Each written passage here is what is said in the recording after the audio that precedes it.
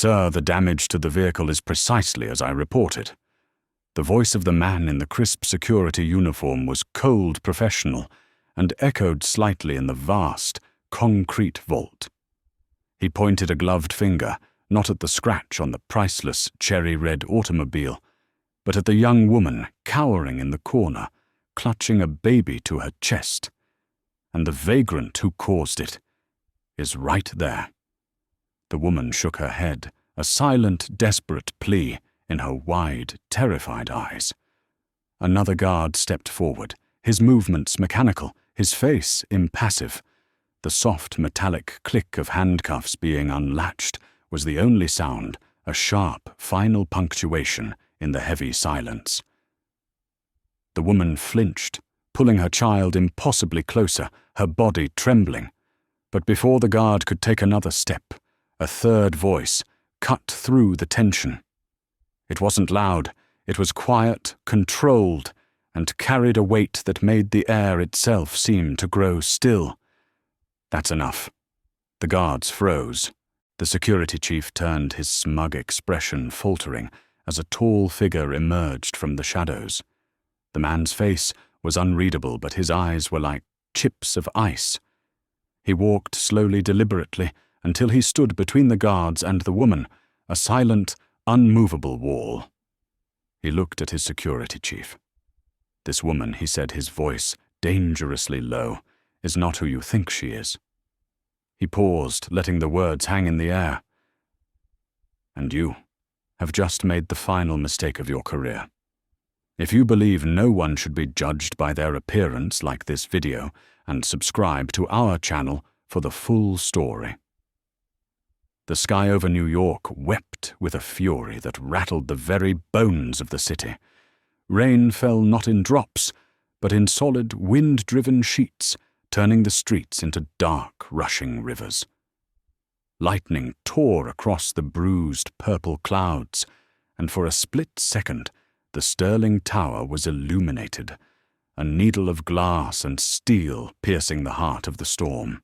But deep beneath the city, in the building's subterranean vault, there was only a profound and unnatural silence. This was not a garage. It was a concrete cathedral, a climate-controlled sanctuary for machines of impossible price. Here, Bugattis and Lamborghinis slept side by side, their polished bodies gleaming under soft, recessed lighting. The air was cool and still scrubbed clean of the city's grime, carrying only the faint, sterile scent of waxed concrete and expensive leather. It was a tomb of wealth, silent and perfect. Too perfect. The rhythmic, heavy tread of polished boots broke the silence. Marcus Thorne, head of security for the tower, was making his final patrol of the night. His uniform was so crisp it seemed to crackle with each step, his posture ramrod straight, his face a mask of permanent disapproval. At 50, Marcus viewed his job not as a service, but as a crusade. He was the guardian of this perfection, the bulwark against the chaos and filth of the world outside. His eyes, small and hard, scanned every surface, hunting for the slightest imperfection. A smudge on a chrome bumper, a drop of oil on the floor. Anything out of place was an act of personal offense. He turned a corner, his flashlight beam cutting a sharp white line through the dim light. The beam slid across the flank of a midnight blue Bugatti Veyron, a $2 million sculpture of carbon fiber and steel. And then it stopped. Marcus froze. His mind, so attuned to order, struggled to process the disruption. There, huddled in the space beneath the car's magnificent chassis, was a bundle of old fabrics. It wasn't a discarded tarp or a mechanic's rag. It was moving, a slow, rhythmic rise and fall. He took a step closer, his hand instinctively going to the baton at his side. The beam of his flashlight tightened, focusing on the shape.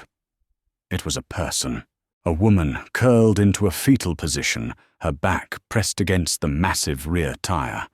She wore a thin, worn jacket, utterly inadequate for the chill of the concrete. Tucked into the curve of her body, sheltered from the cold, was a smaller bundle. A baby, wrapped in a faded pink blanket. For a moment there was no sound but the distant hum of the building's ventilation system. Then Marcus's lip curled a slow, deliberate sneer of profound disgust. Filth. Here, in his sanctuary. What in God's name is this? His voice was not loud, but it cut through the silence like a shard of glass. Ilara's eyes fluttered open. Sleep had been a shallow, restless thing, a temporary escape from the gnawing hunger and the bone-deep cold. For a moment she was disoriented, the bright light blinding her. Then the shape of the man took form, a dark silhouette against the glare. Fear, cold and immediate, jolted her fully awake. She instinctively pulled her daughter Luna closer, her body forming a shield around the sleeping child. I'm sorry, she whispered, her voice hoarse. The storm. We had nowhere else to go. Marcus took another step forward, his shadow falling over them. He didn't see a desperate mother. He saw an infestation, a stain. He saw the grime of the streets marring the pristine floor beneath the world's most exclusive automobile. Nowhere to go, he repeated, his tone a low, dangerous mockery. This is a private garage, not a homeless shelter. How did you even get in here? The service entrance. The door was propped open for a delivery, Ilara explained, trying to sit up without disturbing Luna. Her movements were slow, stiff from the cold. We'll leave, I promise.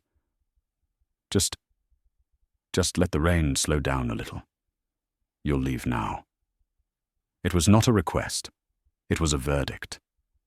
Marcus's gaze swept over her worn clothes, her dark skin, the tired lines on her young face. He saw everything he despised about the city, everything he worked to keep out of this building. We have standards here. This place is not for your kind. The words hung in the air, thick and poisonous. Ilara felt them land like a physical blow. She had heard variations of that phrase her whole life, but hearing it now in this moment of utter vulnerability, it felt especially cruel. She said nothing, her silence, a shield of dignity she refused to surrender. She focused on getting to her feet, her limbs aching with protest. Beside her lay a small, worn canvas bag. It held everything she owned in the world, a spare diaper, a half-empty bottle of water, a small plush bear with one button eye and a single creased photograph. As she reached for it, Marcus moved with startling speed. His booted foot shot out, not kicking her, but kicking the bag. It was a gesture of pure, contemptuous dismissal. The bag flew several feet, its meager contents spilling across the polished concrete. The bottle rolled away, the diaper lay exposed, and the old photograph landed face up under the harsh light of his flashlight. Ilara gasped, a small, wounded sound. It was the final unnecessary cruelty, the one act designed to break what little spirit she had left. "Get your trash and get out," Marcus commanded, pointing a rigid finger toward the service exit. "Now, before I call the police and have you arrested for trespassing." Tears burned at the back of Ilara's eyes, but she would not let them fall. Not in front of him. With trembling hands, she gathered her pathetic belongings, her fingers closing around the precious photograph. She scooped up the sleeping Luna, whose small body was a fragile warmth against her own cold skin. She didn't look at Marcus as she walked toward the exit. She couldn't.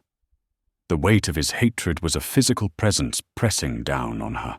He followed a few steps behind a predator, herding his prey, ensuring she did not deviate, did not linger, did not further contaminate his perfect, sterile world.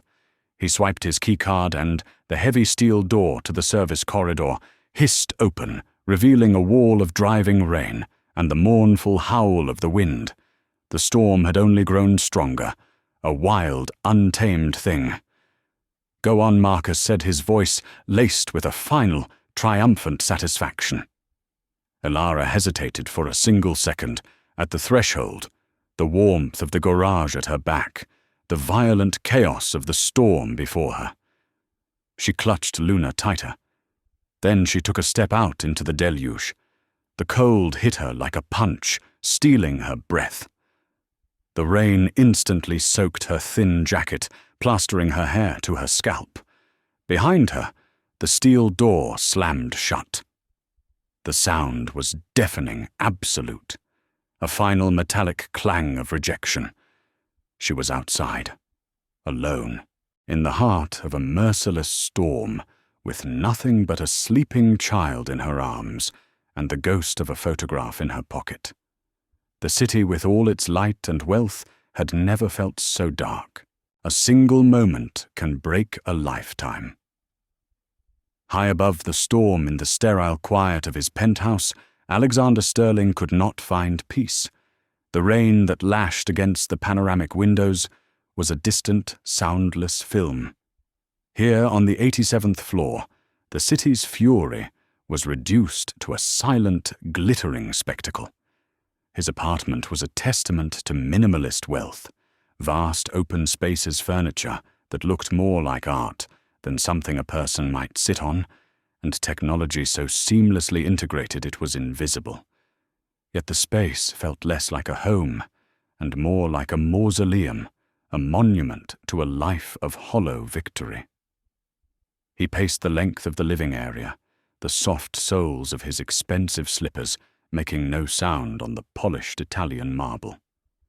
He was a man who had conquered the digital world, whose name was synonymous with innovation and ruthless efficiency. But here in the dead of night, he was just a ghost, haunting his own gilded cage. His hand, as it so often did in these restless hours, went to his left wrist. On it he wore a watch that didn't work.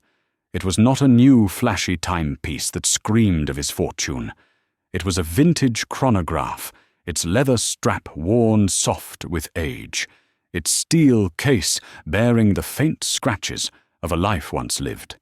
Its hands were frozen, forever locked at 3:05. It was a gift, a memory, a mistake.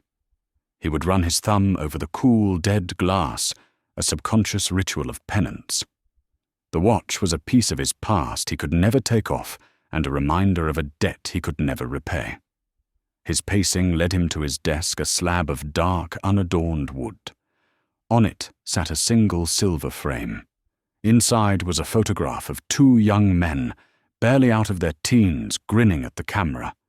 One was a younger Alexander, his face alight with a kind of uncomplicated ambition he could no longer remember feeling. The other was Leo Vance. The man in the photograph had a laugh that could fill a room, a mind that could build worlds from lines of code, and a heart that believed with unwavering certainty in their shared dream. That dream had been born not in a boardroom, but in a cramped, sunlit apartment filled with the smell of brewing coffee and the constant click-clack of keyboards. Elara remembered that apartment. She remembered the way Leo's eyes would light up when he explained his latest breakthrough, his hands waving excitedly as he tried to make her understand the beauty of a perfectly elegant algorithm. Their company, originally called Stellar Vance Technologies, was their baby before Luna was even a thought. Alex is the rocket fuel Elara Leo used to say his arm draped around her shoulders.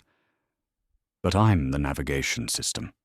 He'll get us into orbit, but I'll make sure we get to the stars. She had believed him. She had believed in their shared journey, in the easy friendship between her husband and his brilliant, driven partner.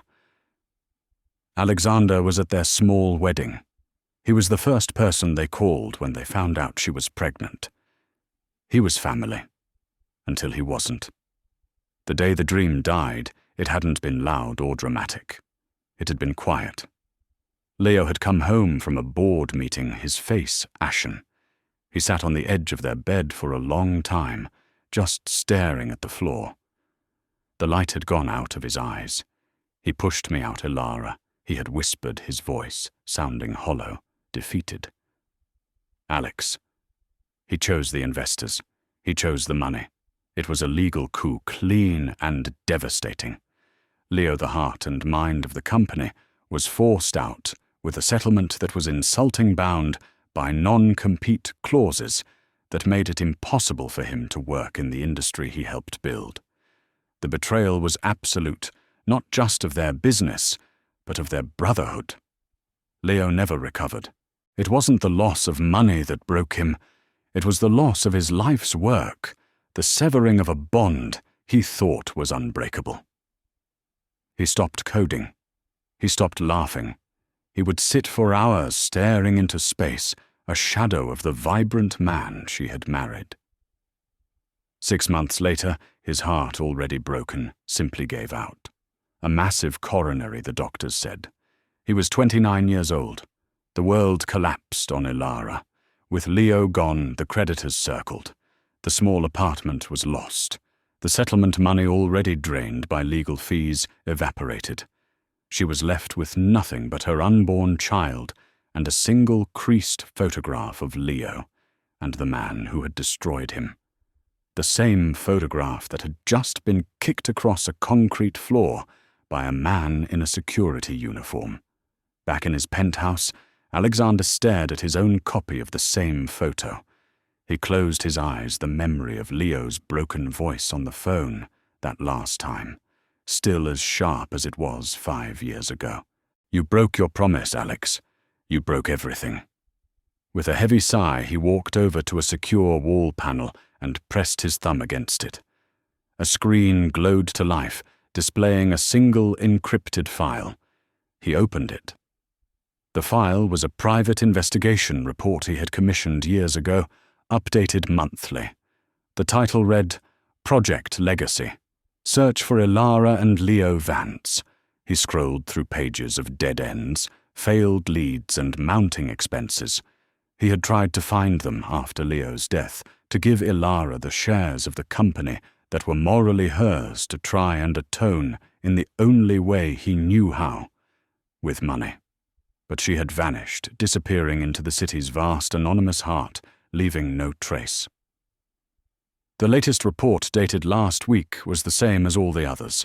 Status: no viable leads. Search ongoing. He closed the file, the emptiness of the room pressing in on him. He had all the power in the world, could track any data stream, acquire any company, bend markets to his will. But he couldn't find the one person he needed to. He couldn't undo the one moment that mattered. He looked down at the watch on his wrist, its hands still pointing accusingly to 3:05, a testament to a promise broken, a friendship shattered, and a legacy of guilt that time could not heal. He whispered a single word into the silent, empty room. "Leo, power's truest test is how it treats the powerless." The morning after the storm, the city was washed clean. Sunlight, sharp and brilliant, reflected off rain-slicked streets and glass towers. From his command center deep within the Sterling Tower, Alexander could see it all. The room was a cocoon of silent humming technology, a stark contrast to the raw human drama he was about to witness. Dozens of screens displayed data streams, server loads, and network traffic, the digital lifeblood of his empire. He was supposed to be diagnosing a minor system glitch from the night before a routine task he sometimes performed himself, finding a strange comfort in the clean logic of code. He accessed the security archives, his fingers moving deftly across a holographic interface. He isolated the timestamp of the network anomaly, 3:15 a.m.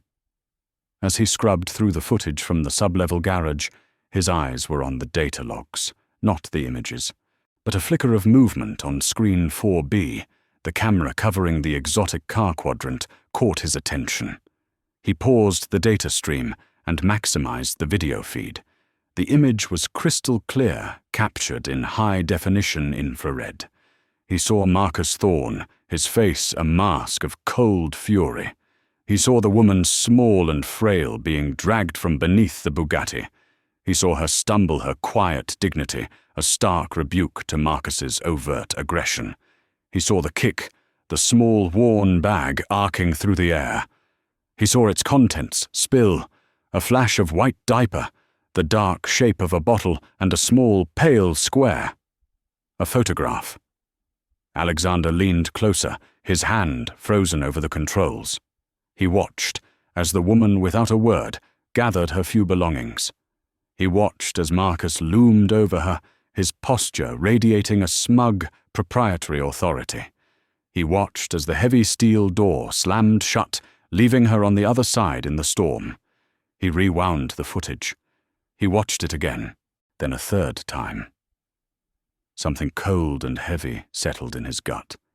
It wasn't just anger at an employee's egregious misconduct.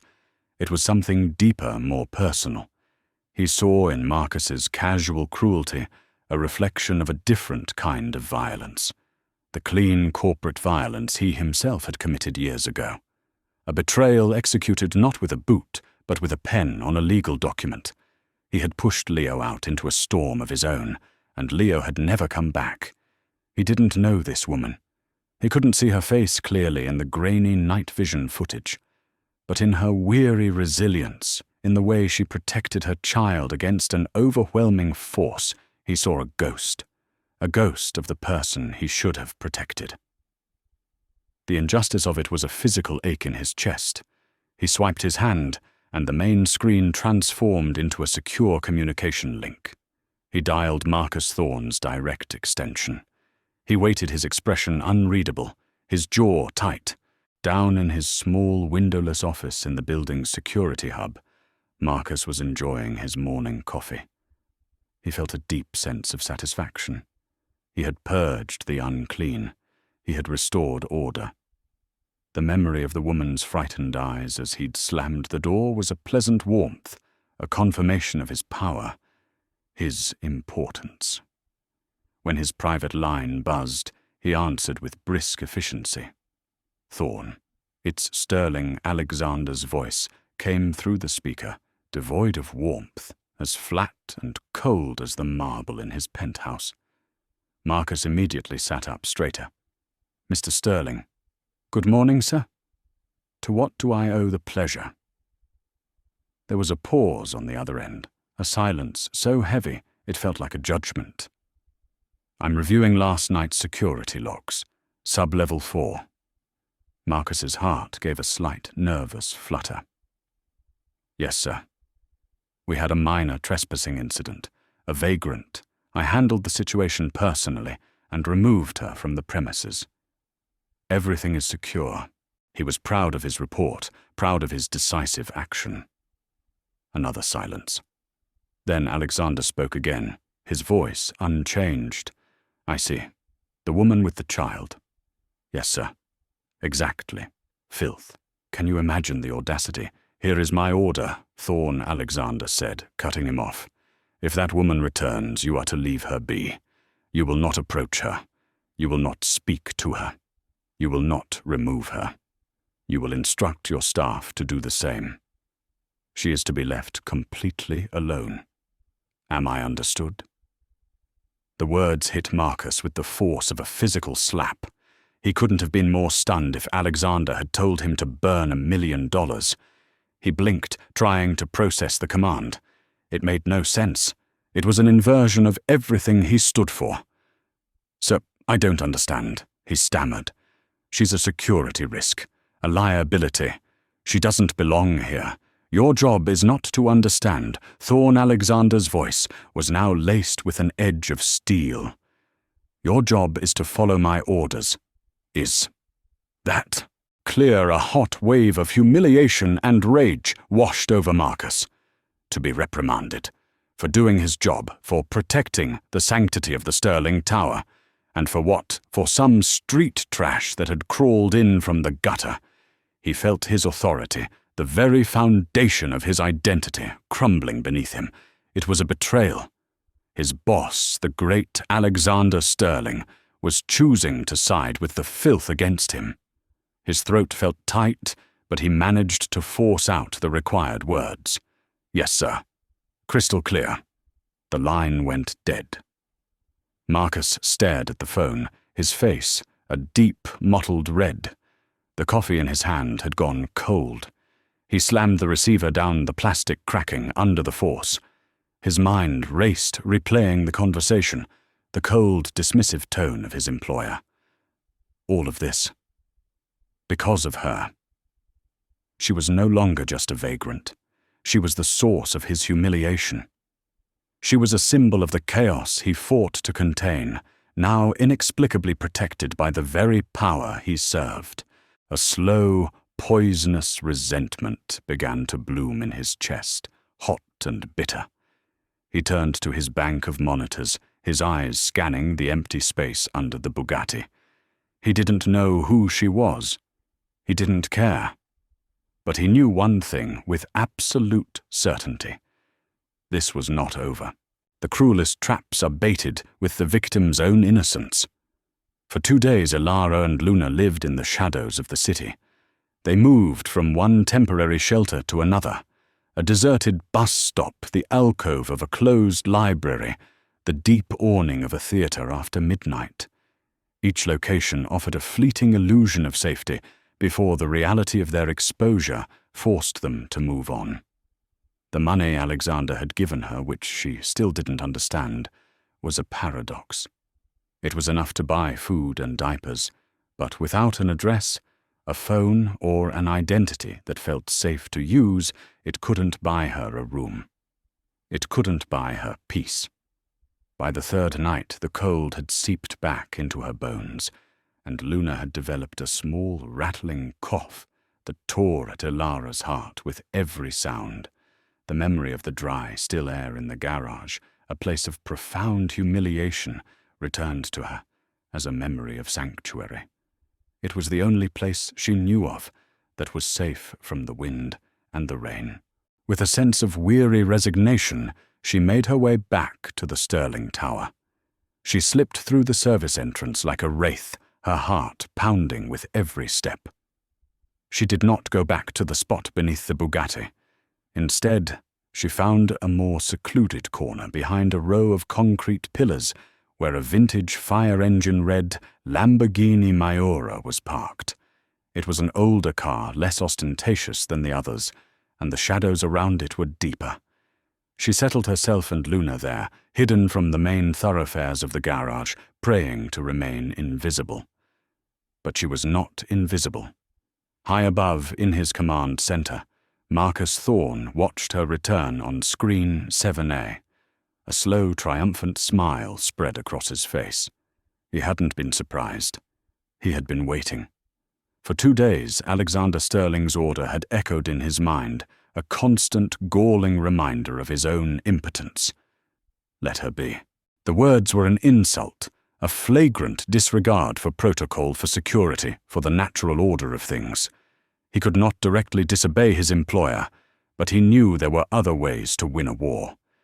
You didn't break an order. You created a new reality that rendered the order obsolete. He watched Ilara for an hour. He saw her gently rock Luna to sleep. He saw her take a small silver hairpin from her own hair and use it to pin a loose corner of Luna's blanket, trying to shield the baby from a draft. It was a small, tender gesture of maternal love. Marcus saw it as something else entirely. An opportunity. He waited until she and the child were both fast asleep, their breathing deep and even. Then he left his office and took the private elevator down to the sublevel. He moved with a quiet, deliberate purpose. He did not approach her directly. Instead, he walked to the front of the Lamborghini, the spot where she had been sitting just an hour before. He took a key from his own pocket. It was an old, sharp key to a lockbox he no longer used. He glanced around the empty garage at the silent, watching eyes of the security cameras. He knew their angles. He knew their blind spots. He knelt down, his body partially obscuring the camera's view of the car's front fender. With a steady hand, he pressed the tip of the key against the perfect glossy red paint. The sound was faint, a barely audible, sickening scrape, a whisper of violation in the silent tomb. He drew the key back, creating a thin, jagged scratch about 5 inches long. It was not deep, but on the flawless finish of a $500,000 classic car. It was a mortal wound. His work was not done. He walked silently to the spot where Ilara had left her canvas bag. From the floor beside it, he picked up the small silver hairpin she had used earlier. He walked back to the Lamborghini and carefully placed the hairpin on the concrete floor directly beneath the new scratch. The bait was set. He returned to his office, his face a mask of professional calm. He took a deep breath and activated his official communication line to the executive suite. He knew Alexander Sterling would be working late. He always was. The call was answered on the second ring. "Sterling, Mr. Sterling, this is Thorne in security," Marcus said, his voice laced with practiced urgent concern. "Sir, I'm sorry to disturb you, but we have a situation on sub-level 4 that requires your immediate attention." There was a pause. "What kind of situation, Thorne? It appears to be an act of vandalism, sir." "On one of your personal vehicles." Marcus let that hang in the air for a moment. "The Mayora." He could almost hear the shift in the atmosphere on the other end of the line. The Mayora was not just another car. It was a legend, the crown jewel of Alexander's collection. "I was doing a routine patrol when I discovered the damage." Marcus continued his narrative, smooth and rehearsed. "It's a significant scratch on the front fender. Given the value of the asset, I felt it was imperative to inform you personally." "Is there a suspect?" Alexander's voice was sharp, cold. Marcus took another calculated breath. "So the unauthorized individual you instructed me to leave alone, she has been in that immediate vicinity for the last several hours. And I found this at the scene." He held up the hairpin to his own desk camera, knowing the feed was visible to Alexander if he chose to see it. "I believe it belongs to her child. Sir, given the circumstances, I think it's best if you come down to assess the damage yourself before we proceed with filing a formal report and involving the authorities." The message was clear. The trap was sprung. He had followed the first order, and as a direct result, valuable property had been damaged. Now a new decision had to be made. And this time there was no logical choice but to side with him, with order, with the protection of property over the coddling of filth. The silence on the other end of the line stretched for a long, tense moment. Marcus held his breath. Then Alexander's voice came back as cold and hard as steel. "I'm on my way. Sometimes a name is the only prayer you have left." The descent in the private elevator was silent and swift. Alexander stood perfectly still, his hands clasped behind his back, his reflection a pale, grim ghost in the polished steel walls.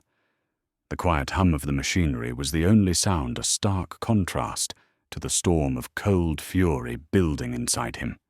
He didn't believe for a second that the homeless woman had vandalized his car. The scenario was too neat, too convenient. This was about Marcus Thorne reasserting his dominance, and Alexander was descending into the heart of his employee's petty, cruel theater. The elevator doors opened onto the vast, silent expanse of the garage. The air was thick with a tension that was almost palpable. 50 yards away, under the focused glare of a utility light, the scene was arranged like a diorama of injustice. There stood Marcus, flanked by 2 other guards, his posture radiating a smug, self-righteous authority. Opposite them, looking impossibly small and fragile, was Ilara, clutching her daughter to her chest. And between them, gleaming like a drop of blood on a white floor, was the red Lamborghini, the small, ugly scratch on its fender, the centerpiece of the whole sordid affair. As Alexander approached, his footsteps echoing in the cavernous space, Marcus stepped forward to meet him. "Mr. Sterling," he began, his voice a perfect blend of professional gravity and regret. "Thank you for coming down." As you can see, the situation is exactly as I reported. He gestured toward the car, a deep scratch down to the primer. It's deliberate, malicious. Then he pointed a gloved finger to the floor where the small silver hairpin lay like a piece of damning evidence. We found this right at the scene. It belongs to her. Alexander's gaze flickered from the scratch to the hairpin, then finally to Ilara. Her face was pale with fear, her eyes wide and luminous. She looked at him, not with defiance, but with a desperate, pleading hope, as if he were the last court of appeal in a world that had already judged her. "I didn't do it," she said, her voice barely a whisper, yet it carried across the silent garage. "I swear, I never touched the car. We were sleeping over there." She pointed to the corner by the concrete pillars. Marcus let out a short, derisive scoff. "Sir, she was the only unauthorized individual on this level all night. The timeline from our security logs confirms it. No one else came or went. It's an open and shut case." Alexander remained silent, his eyes fixed on Ilara. He was studying her, searching for something, though he didn't know what. He saw the terror in her eyes, but beneath it he saw the same quiet, wounded dignity he'd seen on the security footage. It didn't align with the petty act of vandalism she was being accused of. Seeing Alexander's hesitation, Marcus decided to press his advantage. This was his moment to prove his indispensability, to show his boss the consequences of ignoring his counsel. "Sir, with all due respect," he said, his tone becoming firm, decisive. "Our protocol for felony property damage is clear. We are required to detain the suspect and contact the NYPD. This is a high-value asset. We can't afford any ambiguity." He gave a sharp, almost imperceptible nod to one of the guards. The guard, a large man with a blank expression, stepped forward. With a soft metallic click-clack, he unholstered a pair of handcuffs. The sound, small as it was the breaking point. For Ilara, the sight of those steel cuffs was not just a threat of arrest. It was the symbol of ultimate failure. It meant losing Luna. It meant her daughter being swallowed by the system, becoming a ward of the state, while she was lost in a labyrinth of charges she could never fight.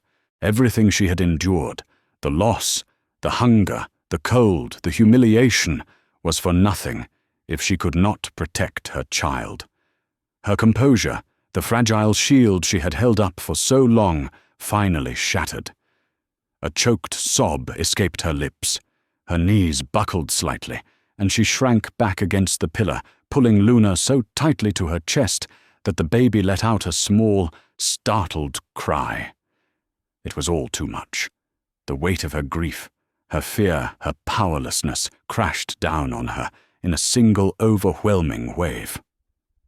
In that moment of total collapse, she cried out the only name that had ever meant safety, the only name that had ever meant home. It wasn't a shout.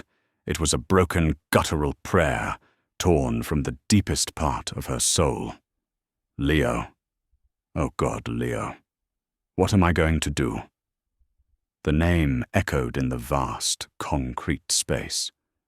And for Alexander Sterling, the world stopped. He froze, every muscle in his body going rigid. Leo, the name so rare, so specific, struck him with the force of a physical impact. His breath caught in his throat. The sounds of the garage, the hum of the ventilation, the faint shuffling of the guards' feet, faded into a roaring silence. He stared at Ilara, really stared at her as if seeing her for the first time. The face, thin with exhaustion and fear, was no longer that of a stranger. He saw it now beneath the pain and the poverty, the high cheekbones, the curve of her mouth, the eyes that held a shadow of the same light he had once seen in his best friend. He saw the ghost of the young woman who had stood beside Leo at their wedding, her face full of love and hope. His mind reeled the pieces of a 5-year-old puzzle slamming into place with brutal, devastating clarity. The vague familiarity he'd felt watching the security footage, the inexplicable protective rage, the name, Ilara, the woman he had been searching for, the woman he had wronged. She was here. All this time she had been right here, and he had allowed this to happen. The cold fury he felt toward Marcus was instantly consumed by a tidal wave of self-loathing so immense it threatened to drown him. The watch on his wrist suddenly felt like it weighed 1,000 pounds, its dead hands a monument to his monumental catastrophic failure. Some storms are not made of rain, but of reckoning. The universe, for Alexander Sterling, contracted to a single point. It was the space between one heartbeat and the next, a moment of absolute roaring silence, where the only thing that existed was the sound of a name. Leo. It was an echo from a life he had tried to bury, a ghost rising from a grave he had dug himself. The cold analytical part of his mind, the part that built empires from code, shut down. What remained was something older, something raw. Grief, and a rage so pure and white-hot it burned away all artifice. Marcus Thorne saw none of this. He saw only that the billionaire had frozen his face, a blank, unreadable mask. Misinterpreting the silence as indecision, Marcus saw his chance to close the trap. "Sir," he prompted, his voice oozing with a concern he didn't feel. "As you can see, she is unstable. Shall we proceed with the detention?" He gestured for the guards to move forward. It was the wrong move. Alexander raised a hand, a small, almost lazy gesture. But it had the effect of a physical wall. The guards stopped instantly, their training to obey the building's owner, overriding Marcus's command. Then Alexander moved. He took one slow, deliberate step, and then another, placing himself directly between Ilara and her accusers. He was no longer a spectator. He was a shield. He turned his back on Ilara, facing Marcus, and the full, undivided weight of his attention fell upon the security chief. The air in the garage grew 10 degrees colder, Thorne Alexander said. His voice was quiet, almost conversational, but it held a new and terrible resonance. "You've been with this company for how long?" The question was so unexpected, it threw Marcus completely off balance. 12 years, sir. Since the tower opened." 12 years, Alexander repeated, as if tasting the words. "And in those 12 years, have I ever even once interfered with your security protocols?" "No, sir. Never," Marcus said, a flicker of confidence returning. He thought this was a prelude to an apology, a validation of his authority. "And why do you think that is?" Alexander asked, taking another slow step forward. Because I run a tight ship, sir. I maintain the standards you expect." "No," Alexander said, his voice dropping even lower. "It's because until tonight I trusted your judgment. I trusted that you understood the difference between protecting this building and terrorizing a human being. It appears my trust was profoundly misplaced." Marcus's face began to pale as he finally sensed the ground shifting beneath him. "Sir, with all due respect, this woman vandalized your property." "The evidence—" "You will be silent now," Alexander interrupted, and the command was so absolute that Marcus's mouth physically snapped shut. Alexander's eyes, which had been cold and distant, were now blazing. "I'm going to tell you what the evidence shows me. It shows me a man who felt his authority was challenged, a man who was so offended by the presence of a poor woman that he decided to manufacture a crime to justify her removal, a man who would use a child's hairpin to frame a mother." He let the accusation hang in the silent air. Marcus's face, which had been pale, was now draining of all color. He began to tremble. I don't know what you mean, sir. This woman," Alexander said, gesturing behind him without looking, "is Ilara Vance." He paused, letting her name settle in the room. Then he delivered the final devastating blow. And the name you heard her cry, the name Leo, belonged to Leo Vance, my partner, the co-founder of this company, the man whose genius is the very foundation upon which this entire tower was built. A collective silent gasp seemed to be sucked from the air. The other two guards took an involuntary step backward, their faces a mixture of shock and dawning horror. They were no longer part of a routine detention. They were witnesses to the complete and utter demolition of a man's life. Marcus staggered back as if he had been physically struck. His mouth opened and closed, but no sound came out. The smug confidence, the rigid authority, the entire persona he had built over 12 years crumbled into dust in a matter of seconds. I didn't know, he finally choked out the words pathetic and useless. Sir, I swear to God, I had no idea. That Alexander said his voice, now like the cracking of ice, is the only true thing you have said all night. You had no idea. You didn't care to know. You looked at a woman who had lost everything, a woman this company. My company had a sacred duty to protect. And you saw filth.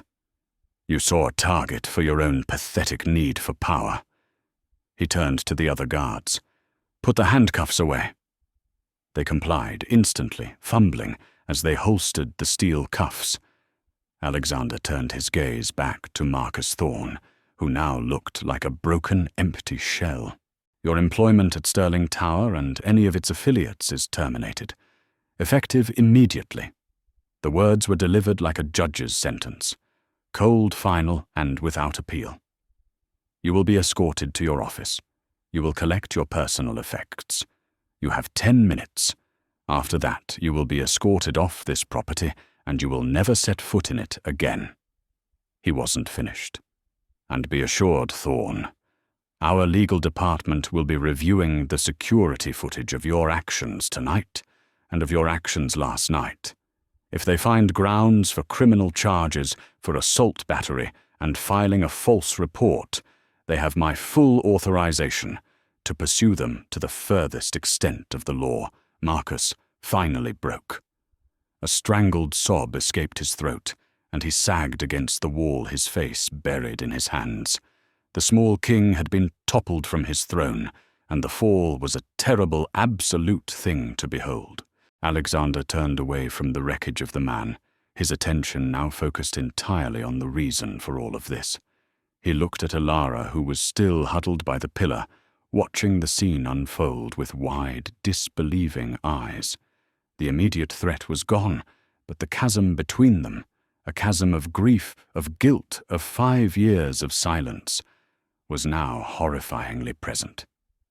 He took a step toward her, the sound of his shoes on the concrete floor, the only sound in the vast, silent garage. He opened his mouth, the name of his friend, of her husband, on his lips. But no words came. What could he possibly say? What apology could ever be enough? An apology cannot turn back time, but it can change the future. The silence that descended upon the garage was heavier than the one that had come before. The echoes of Marcus Thorne's pathetic exit had faded, and the other guards had retreated to the shadows, leaving only Alexander and Elara alone in the vast, cold space. They were two poles of a shared tragedy, separated by an expanse of polished concrete that felt as wide and impassable as an ocean. The damaged Lamborghini stood between them, a monument to a conflict that was merely a symptom of a much deeper wound. Elara had not moved. She remained pressed against the concrete pillar her daughter held tight against her heart, watching him. Her eyes were no longer filled with the raw terror of a moment ago, but with a profound and weary confusion. She had been saved, but she did not understand by whom or why. Alexander finally took a step toward her, and then another. Each movement felt weighted, as if he were wading through the thick mud of his own past. The usual confidence that defined his posture was gone, replaced by a hesitation that was entirely foreign to him. He stopped about 10 feet from her, close enough for her to see the deep, unresolved pain in his eyes. What Marcus did tonight. He began, his voice low and strained, the things he said. It's nothing. He swallowed hard, the words catching in his throat. It's nothing compared to what I did. Ilara's brow furrowed slightly. She said nothing, her stillness a silent demand for an explanation. Alexander raised his left wrist into the light. With his other hand, he unclasped the old leather strap and slid the broken watch off. He held it in his palm, a small dead thing. "This was your husband's," he said, his voice cracking on the last word. "He gave it to me the day we signed the papers for our first office. He said it was to remind us that our time was valuable." He took another step closer, holding the watch out as if it were a confession. The hand stopped at 3:05 p.m. on a Tuesday 5 years ago. They stopped at the exact moment I signed a different set of papers, the ones that pushed him out of the company we built together. The story came out of him in a torrent, a 5-year confession released in a few ragged breaths. He told her about their friendship, born in a college computer lab, over a shared passion for building things that had never existed before. He told her about the pressure from the venture capitalists, the whispers of a hostile takeover, the ruthless choice they had presented him with: push Leo out or lose the company to them. "I chose the company," Alexander said, his gaze dropping to the floor. "I told myself it was to protect his legacy. I told myself it was the only logical move. But it was a lie. It was cowardice. I broke my promise to him. I broke everything." He looked up, his eyes glistening with unshed tears. "He called me that night. He told me I was a stranger to him. And then he was gone. I tried to find you, Ilara. After he passed, I tried. I hired investigators. I spent millions. I wanted to make it right, to give you his share, to do something. But you had disappeared. I've been looking for you ever since." Ilara listened, her expression unmoving. Her face was a canvas of conflicting emotions, the shock of understanding, the sharp, renewed pain of her loss, a flicker of anger, and beneath it all a deep, soul-crushing weariness. The man who had been the architect of her ruin was also inexplicably her savior. The contradiction was too vast, too heavy to process. A single tear escaped and traced a slow, silent path down her cheek.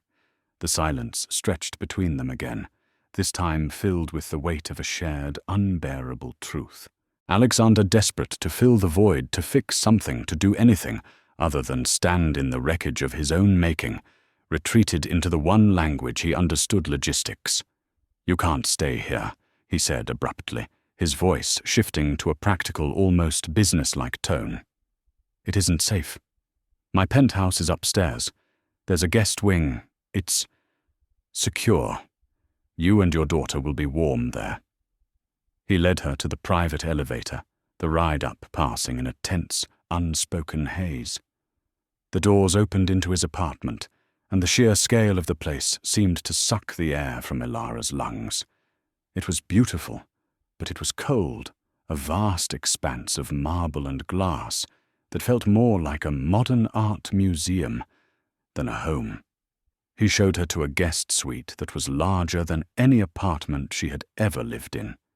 A king-sized bed with immaculate white linens, a bathroom clad in floor-to-ceiling granite, and a window that offered a breathtaking, godlike view of the city. Ilara stood in the doorway, clutching Luna, completely overwhelmed. Alexander, seeing her hesitation, fumbled for a way to make the situation normal, and in doing so made it utterly absurd. He picked up a sleek black tablet from a console by the door. He cleared his throat. "This is for the room," he said, avoiding her gaze, his focus entirely on the device. I've taken the liberty of pre-programming the lighting, ambient sound, and air purification systems. There are several modes. The infant sleep cycle preset is based on the latest pediatric research from Harvard Medical. It should optimize REM sleep. The user interface is intuitive. He held the tablet out to her, a powerful, brilliant man offering her a user manual for a bedroom because he had no idea how to offer simple human comfort. Ilara looked from the ridiculous tablet to the impossibly luxurious room, and then to the face of this man, this broken, guilt-ridden, socially inept genius who had destroyed her life and then saved it. And something inside her, a knot of grief and fear that had been clenched tight for years, finally loosened. A small, watery smile touched her lips. It was followed by a sound that felt foreign in this sterile space. A laugh. It wasn't loud. It was a soft, breathy, half-sobbing sound of pure, unadulterated absurdity. Alexander looked up startled, as if he had never heard the sound before. He saw the smile on her face, saw the light flicker in her tired eyes. And for the first time since the name Leo had been spoken, the crushing weight on his own chest seemed to lift just for a second. In the midst of their shared tragedy, they had found a moment of grace, not in a grand gesture of forgiveness, but in a small, ridiculous, and profoundly human connection. The best monuments are not made of stone, but of purpose. 6 months later, the offices of the Leo's Legacy Foundation were filled with a quiet, purposeful hum. The space occupying a full floor of the Sterling Tower was nothing like the cold, minimalist expanse of Alexander's penthouse. It was warm and alive, with walls of reclaimed wood, comfortable modern furniture, and large windows that flooded the rooms with natural light. On the walls, instead of abstract art, were framed photographs of young, hopeful faces, the first recipients of the Foundation's scholarships, and schematics of Leo Vance's early brilliant designs. At the heart of it all was Ilara. She was no longer the ghost from the garage. Dressed in a simple but elegant blue dress, her hair styled in intricate braids, she moved through the space with a calm, confident grace. The fear in her eyes had been replaced by a deep, empathetic wisdom. She was the executive director, and she had found not just a job but a calling. Her new life was not built on the comfort Alexander's money could provide, but on the meaning she forged from it. In a corner of her spacious office, Luna played happily in a small playpen surrounded by soft toys. She was the living, breathing heart of the Foundation, a constant, beautiful reminder of the legacy they were all there to build. Ilara was reviewing a new scholarship application when Luna began to fuss, her small cries signaling the need for a nap. Ilara smiled, walking over to the playpen and lifting her daughter into her arms. She swayed gently, humming a soft tune. She glanced at the sleek, integrated wall panel. "Aria," she said, addressing the building's AI. "Play a lullaby." The AI's soft, synthesized voice responded instantly. "Query, please. Specify genre." The archives contain classical Baroque or algorithmically generated soundscapes optimized for theta wave induction to facilitate deeper sleep states. Ilara stopped swaying and stared at the wall panel for a long moment. A small smile played on her lips. A few months ago, such a response would have intimidated her. Now it was just a part of the absurd, wonderful new reality she was navigating. Just a simple one, aria. "Twinkle, twinkle, little star, query which arrangement." The 1761 Bouen arrangement, Mozart's K265 variations, or the contemporary instrumental rendition, by... Ilara laughed softly. "Never mind, aria. I've got it." She held Luna close and began to sing the simple melody herself, her own voice filling the room with a warmth no algorithm could ever replicate. It was in these small moments that she felt the full scope of her journey. From the cold concrete of the garage to this sunlit office, from a world of silence and fear to one of purpose, and finally peace. It was then that Alexander Sterling appeared in her doorway. He didn't knock, not because of ownership, but because their relationship had evolved into an easy, quiet partnership. He leaned against the doorframe, watching her with an expression she had never seen on him before, one of simple, unadulterated peace. He waited until she had settled Luna into her crib before speaking. "She seems happy here." "She is Ilara," said, turning to him. "We both are."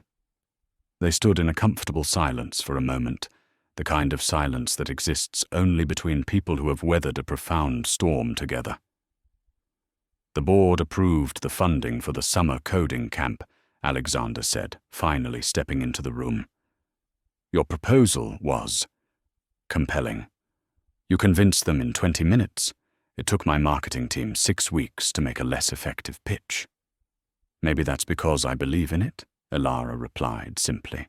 Their eyes met, and in that gaze was the full unspoken history of their shared loss and their shared purpose.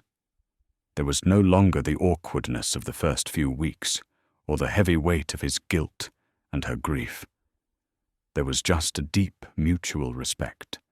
Together they walked out into the main hall of the foundation, stopping before a large, tastefully framed portrait that dominated the wall. It was the photograph from his desk and from her tattered bag, now beautifully restored and enlarged. It showed 2 young men, Alexander and Leo, their arms slung around each other, their faces bright with the infinite possibility of a future they thought they would share. Alexander stared at his friend's smiling face. He would have loved all this. He said, his voice thick with emotion. He always wanted to build something that lasted, something that helped people. He looked at Ilara, at the strength and grace she now wore so naturally. "He would be so proud of you, Ilara." Ilara looked from the portrait of her late husband to the man standing beside her, the man who had been the cause of her deepest pain and the source of her greatest healing.